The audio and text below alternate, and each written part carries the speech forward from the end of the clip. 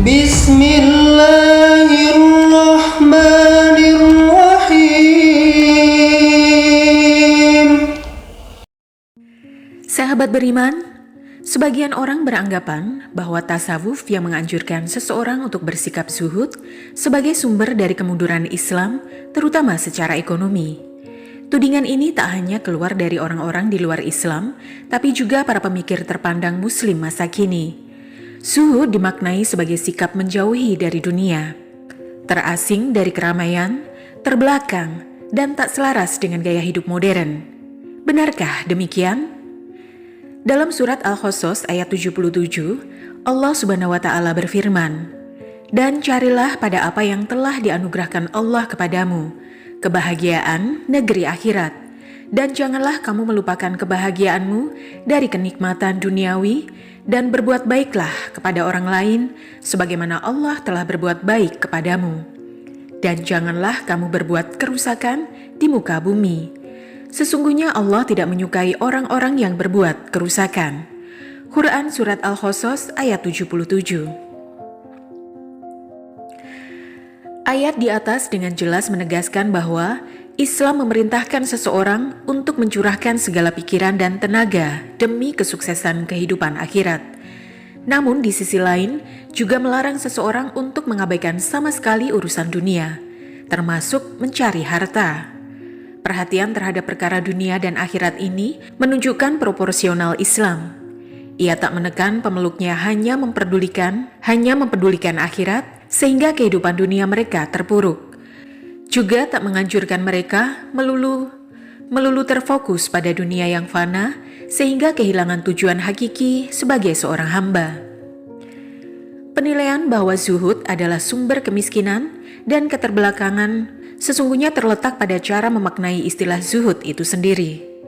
Zuhud dalam pengertian yang sebenarnya adalah bukan anjuran untuk lepas dari aktivitas duniawi karena zuhud memang berurusan dengan hati. Zuhud juga bukan berarti meninggalkan pekerjaan dan usaha mencari harta, karena zuhud lebih fokus pada bagaimana sikap batin kita terhadap harta. Islam adalah agama fitrah, artinya segenap ketentuannya tak akan mengingkari sifat alami manusia. Islam memahami karakter dasar manusia yang membutuhkan harta. Karenanya dihalalkan bagi mereka bekerja dan mencari harta.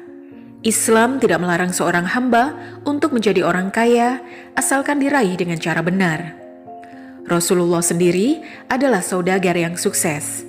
Para sahabat di zaman beliau juga tak sedikit yang berlimpah harta. Dengan harta, umat Islam justru lebih mudah untuk bersedekah kepada saudaranya. Dengan kekayaan, umat Islam juga cenderung lebih gampang mengatasi permasalahan dunianya. Bekerja merupakan kegiatan penting untuk menunjang keberlangsungan hidup manusia. Dengan wasilah bekerja, aneka kebutuhan hidup manusia dapat terpenuhi dan siklus kehidupan pun bisa berjalan dengan normal. Selain itu, bekerja pun bisa bernilai ibadah jika memiliki tujuan atau niat yang baik, misalnya untuk menafkahi keluarga. Islam tidak melarang umatnya untuk bekerja. Adapun yang dilarang adalah hubud dunya atau mencintai dunia. Masalah hubud dunya sendiri tidak bisa diukur dengan materi karena hubud dunya masih masuk kategori penyakit hati yang sulit dideteksi dengan pandangan lahir. Hubud dunya atau cinta dunia merupakan salah satu penyakit hati. Selama ini hubud dunya selalu diidentikan dengan orang kaya, sementara orang miskin dianggap tidak terkena penyakit ini. Karena sifatnya penyakit hati, maka sifat ini bisa menghinggapi siapa saja, baik orang kaya maupun mereka yang miskin. Kisah Syekh Abu Hasan As-Sadili, salah satu waliullah yang memiliki harta banyak tetapi tidak cinta dunia. Hartanya digunakan untuk jalan agama. Hasan As-Sadili merupakan ulama yang lahir di Tunisia dan meninggal di Mesir. Karyanya yang masih diamalkan oleh banyak warga NU adalah Hizib Nasar. Ia memiliki murid sekitar 6.000 yang semuanya ditanggung kebutuhan hidupnya. Gaya hidup Syekh Hasan As-Sadili juga sangat mewah untuk ukuran waktu itu. Ia selalu berganti pakaian baru setiap hari, memakai minyak wangi mahal, dan mengendarai kereta yang ditarik 2 ekor kuda besar. Suatu hari ada santri dari Tunisia yang akan bersilaturahmi dengannya. Setelah menempuh perjalanan jauh, sampailah di Mesir dan terkejutlah ia ketika melihat rumah Syekh Hasan yang besar dan gaya hidupnya yang mewah. Pembantunya saja 16 orang. Tidak sesuai dengan gambarannya sebagai seorang wali yang menjalani hidup. Menjalani hidup sederhana apa adanya. Wali kok hidupnya mewah banget? Begitulah pikirnya dalam hati. Akhirnya tujuannya untuk bertemu dengan Syekh Hasan Asyadili tercapai. Dalam dialog, Syekh Hasan berpesan kepadanya, "Sampaikan kepada gurumu, sampai kapan hubud dunia terus?" Ia terkejut dengan perkataan tersebut karena gurunya tidak memiliki harta sama sekali. Bantal saja tidak punya. Sementara Syekh Hasan bergaya hidup mewah. Akhirnya setelah hajatan untuk bertemu dengan ulama besar tersebut terpenuhi, ia kembali ke Tunisia. Sesampai di rumah, ia ditanyai oleh gurunya, ada pesan apa dari Syekh Hasan kepadanya? Pertama, si santri tidak mengaku, tetapi setelah didesak terus, disampaikan pesan yang dikatakan oleh Syekh Hasan tersebut, sampai kapan gurunya hubud dunia. Mendengar pesan tersebut, gurunya langsung menangis. Benar apa yang dikatakan Syekh Hasan Asyadili. Dia kaya, banyak harta, kendaraannya bagus, rumahnya bagus, tetapi dunia tidak pernah dipikiri. Tidak masuk hatinya, saya ini miskin, tetapi yang dipikiri dunia terus. Wali lain yang memiliki harta banyak adalah Syekh Abdul Qadir Al-Jailani. Ia menyumbangkan hartanya untuk kepentingan masyarakat.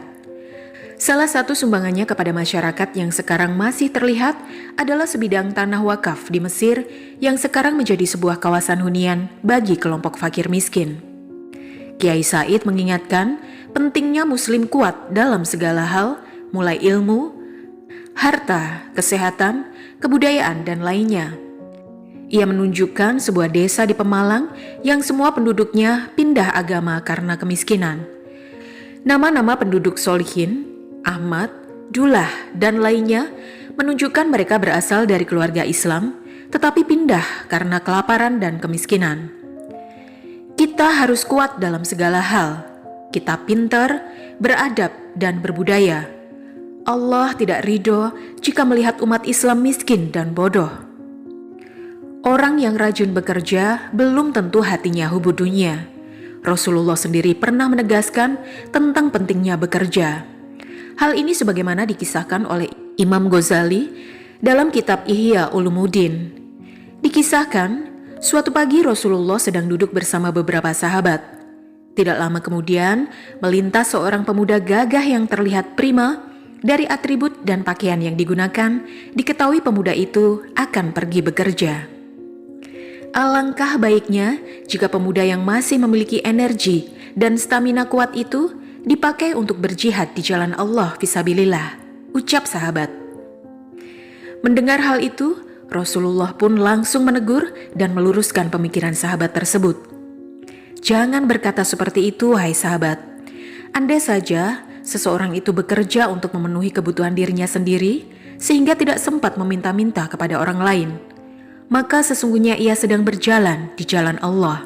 Jelas Rasulullah. Rasulullah kemudian melanjutkan sabdanya, andai saja seseorang itu bekerja untuk kedua orang tuanya, keluarga atau keturunannya, sehingga kebutuhan mereka bisa terpenuhi, tidak sampai meminta-minta kepada orang lain, maka dia juga sedang berjalan di jalan Allah. Namun, jika seseorang bekerja untuk membanggakan diri dan hanya untuk mengumpulkan harta, maka pemuda tersebut sedang berada fisabilis syaiton, jalan setan, terang Rasulullah. Dengan demikian, bekerja bisa bernilai ibadah fisabilillah ketika tujuannya adalah untuk kemandirian ekonomi pribadi dan keluarga. Dalam konteks lebih besar lagi, untuk kemandirian kelompok, organisasi bangsa, dan negara, sehingga tidak bergantung pada pemberian dari orang atau pihak lain. Sebaiknya, bekerja juga bisa bernilai maksiat jika tujuan bekerja untuk menyombongkan diri atau bertujuan untuk takatsur, yaitu memperbanyak harta supaya mendapatkan kesenangan duniawi. Wallahu a'lam bishawab. Wassalamualaikum warahmatullahi wabarakatuh.